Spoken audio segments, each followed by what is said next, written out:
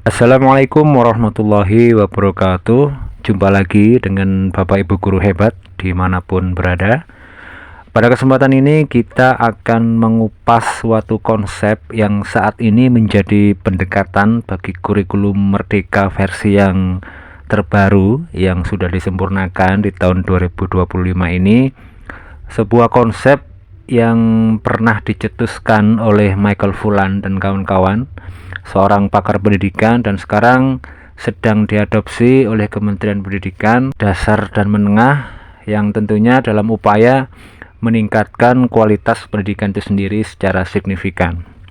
Inilah kerangka pembelajaran mendalam yang diilustrasikan seperti sebuah lingkaran berlapis, ya, mirip lapisan bumi, di mana di tengah-tengah intinya ini terdapat tujuan besar kita, ya, tujuan utama dalam upaya meningkatkan mutu pendidikan tadi, yaitu dengan sebuah pendekatan yang dinamakan pendekatan pembelajaran mendalam, atau yang keren disebut deep learning, ya, dalam konteks pedagogi. Ya, seperti apa konsep pembelajaran mendalam ini sesungguhnya, Bapak Ibu? Mari kita bedah bersama cincin istimewa ini, baik dari dalam keluar, ya, maupun sebaliknya dari luar ke dalam. Nanti kita akan mengetahui bersama benang merahnya. Mari kita simak bersama. Ya, ini adalah inti lapisan paling dalam, ya, dari pembelajaran mendalam. Di pusat kerangka ini ada pembelajaran mendalam, deep learning. Deep learning didefinisikan sebagai suatu pendekatan yang memuliakan, ya, ini disadur dari naskah akademik, bahwasanya pendekatan yang memuliakan ini menekankan suasana dan proses belajar yang berkesadaran, bermakna, dan menggembirakan, yang dilalui dengan olah pikir, olah hati, olah rasa, dan olahraga secara menyeluruh. Inilah arah besar dari seluruh kerangka, baik dari luar, tengah, sampai ke dalam ini. Ini tujuan besarnya, yaitu pembelajaran mendalam. Sebuah pendekatan, sekali lagi, pembelajaran mendalam adalah sebuah pendekatan yang diintegrasikan dalam kurikulum Merdeka versi terbaru ini. Gitu ya Bapak Ibu. Nah, selanjutnya adalah lapisan yang kedua dari dalam, yaitu lapisan berwarna putih ini. Ini mengingatkan kita pada hasil yang ingin dicapai, yaitu yang disebut 8 dimensi profil lulusan, gitu ya. Nah, yang di dalamnya ada keimanan dan ketakwaan, kewargaan, penalaran kritis, kreativitas, kolaborasi, kemandirian, kesehatan, dan komunikasi. 8 dimensi profil lulusan inilah yang menjadi kompetensi utuh yang harus dimiliki oleh setiap murid setelah menyelesaikan pendidikannya, ya, gitu ya. Kalau di SD, jadi kalau dia sudah lulus dari kelas 6, maka diharapkan murid-murid yang lulus dari SD ini memiliki profil lulusan sebanyak 8 dimensi ini. Harapannya seperti itu, ya. Jadi ini kalau di kurikulum Merdeka versi sebelumnya itu kita mengenal profil pelajar Pancasila. Jadi sama saja konteksnya, ya. Nah, sekarang ada 8, jadi ditambahi kesehatan dan komunikasi. Nah, saya kira seperti itu. Ini ditambahkan sebagai upaya untuk mencapai kompetensi ini pada diri murid setelah mereka lulus, gitu ya, dengan melakukan pembelajaran mendalam. Jadi yang dituju ini, dengan melakukan pembelajaran mendalam, menerapkan atau mengimplementasikan deep learning, maka harapannya nanti anak atau murid akan mendapatkan profil lulusan sebanyak 8 dimensi ini. Gitu ya Bapak Ibu. Nah, selanjutnya lapisan biru muda ini yang disebut sebagai prinsip pembelajaran. Di lapisan ini menegaskan agar 8 dimensi tadi, ya, 8 dimensi profil lulusan tadi tumbuh, maka proses belajarnya perlu 3 prinsip, gitu. Yang pertama ada berkesadaran, mindful, yang kedua ada bermakna, meaningful, dan yang ketiga menggembirakan atau joyful. Berkesadaran di sini maksudnya murid nanti menyadari sepenuhnya tujuan mereka belajar untuk apa dan mereka mampu meregulasi dirinya. Itu yang diharapkan. Kemudian pada prinsip bermakna, meaningful, materi yang terhubung ya, materi yang mereka pelajari itu terhubung dengan kontekstualitasnya, terhubung dengan konteks nyata di kehidupan mereka. Makanya dikatakan bermakna gitu ya pembelajarannya. Dan prinsip menggembirakan, joyful di sini maksudnya ada suasana positif ya, menantang dan menyenangkan. Jadi seperti itu Bapak Ibu ya. Jadi ketika anak belajar kemudian dia paham, dia bermakna dengan apa yang dipelajarinya, proses itu dilalui semuanya oleh murid, maka murid gembira di sini. Di sini maksud dari joyful. Jadi bukan gembira semu ya, bukan gembira karena senang main-mainnya. Ya, kalau kita misalkan memberikan game based learning ataupun gamifikasi gitu ya, dan dia senang. Nah ini senang di sini bukan senang yang dimaksud di prinsip joyful ini. Jadi senang yang dimaksud di joyful dalam prinsip pembelajaran ini yaitu murid menjadi paham, dia mengalami langsung, dia memahaminya ya. Kemudian suasana proses pembelajarannya terbangun positif, hidup dan menantang serta berlangsung menyenangkan gitu. Jadi kalaupun ada senang karena ada game, maka ini senang untuk alatnya gitu, atau sekedar alat untuk menarik pembelajarannya, bukan tujuan utamanya gitu ya Bapak Ibu ya. Jadi sama seperti adanya ice breaking gitu ya, bukan di situ tujuan dari prinsip joyful di sini. Ice breaking, game dan sebagainya itu sebagai alat untuk menarik murid, menarik suasana agar menyenangkan gitu. Tapi menyenangkan di sini, menggembirakan yaitu murid jadi paham. Itu intinya. Berikutnya adalah lapisan pengalaman belajar. Yang di dalam lapisan ini ada 3 panah berurutan ya, dari aspek memahami, mengaplikasi dan merefleksi. Ini menunjukkan bahwasanya pengalaman belajar ini prosesnya bersifat siklus Bapak Ibu, alias terus berulang. Jadi setiap putaran itu membuat pemahaman murid semakin mendalam. Jadi memahami dalam konteks awal di sini tentu berbeda dengan memahami pada siklus selanjutnya. Kalau memahami pada siklus selanjutnya, tentu murid sudah mendapatkan pemahaman yang semakin mendalam gitu ya. Untuk memahami pada konteks awal ini berarti murid aktif nih membangun pengetahuan mendasarnya dulu, pengetahuan awalnya dulu ya, yang kemudian menjadi fondasi untuk melangkah ke konteks nyata. Ini yang memahami di konteks yang awal.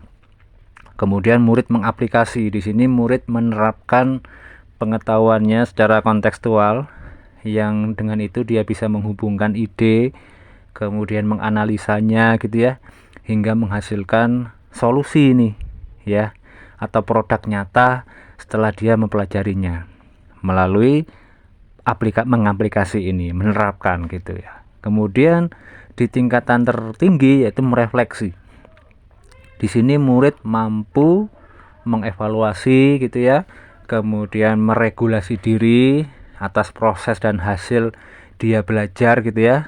Dia bisa memaknai untuk apa sih dia belajar ini gitu ya, yang kemudian dia bisa gunakan idenya itu untuk diperluas pada konteks lain gitu ya, konteks yang baru.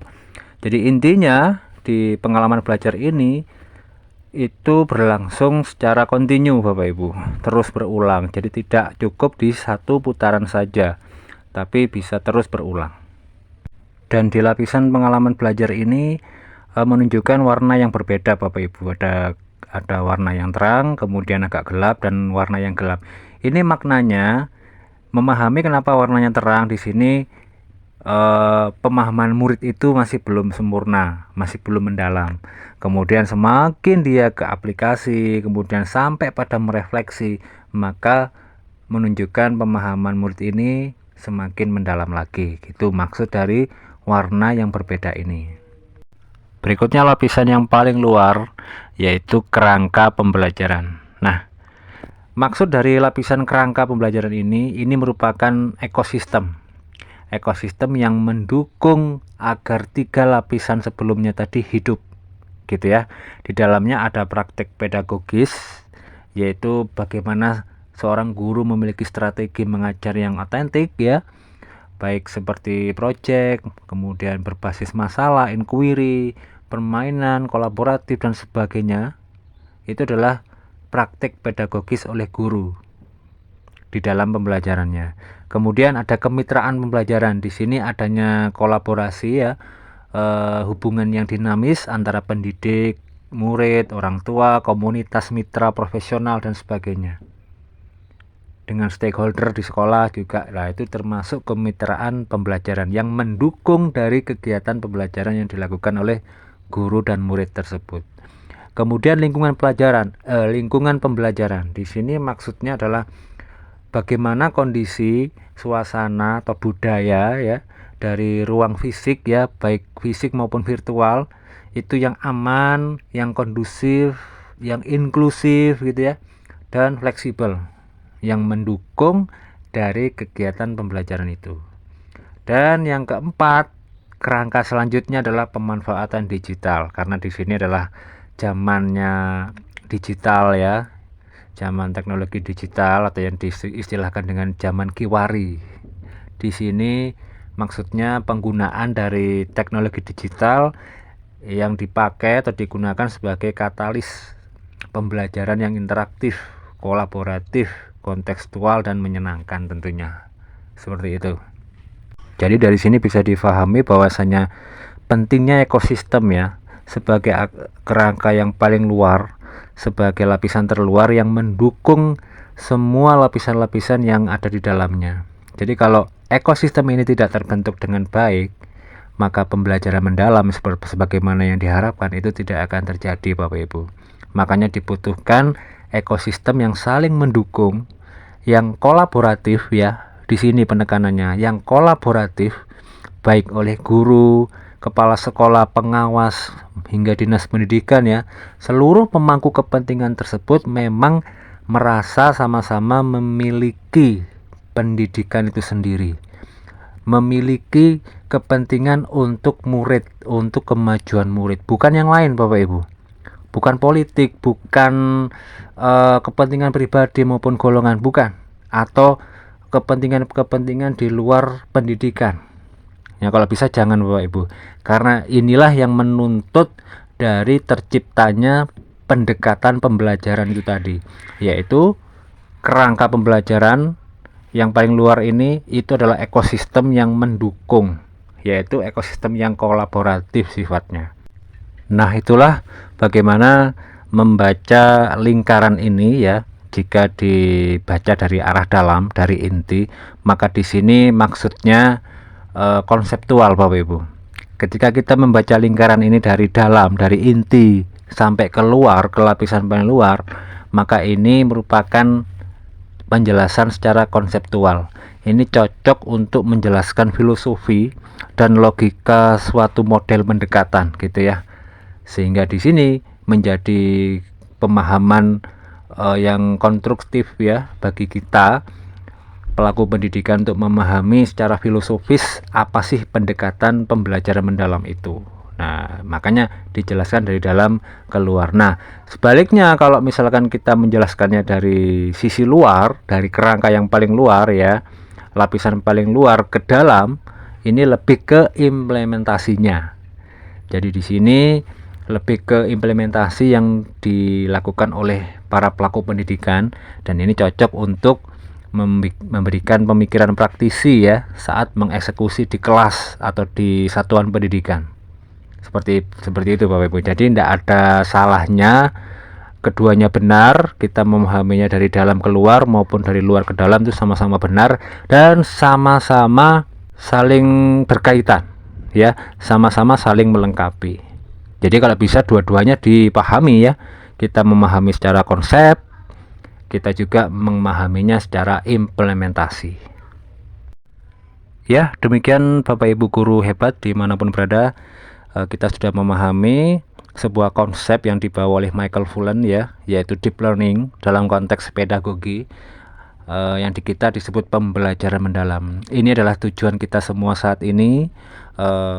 Benang merahnya dari kurikulum terbaru kita ya, bahkan apapun kurikulumnya, maka diharapkan terjadi pembelajaran mendalam antara guru dan murid bisa mendapatkan ilmu ya, bisa mengamalkan apa yang dia pelajari dalam konteks kehidupannya sehari-hari. Di sini tujuan utama dari pendidikan itu sendiri Bapak Ibu. Kita menanamkan Pancasila, kita menanamkan nilai-nilai Pancasila kepada murid, maka kita sendiri juga harus menjadi teladan bagi mereka.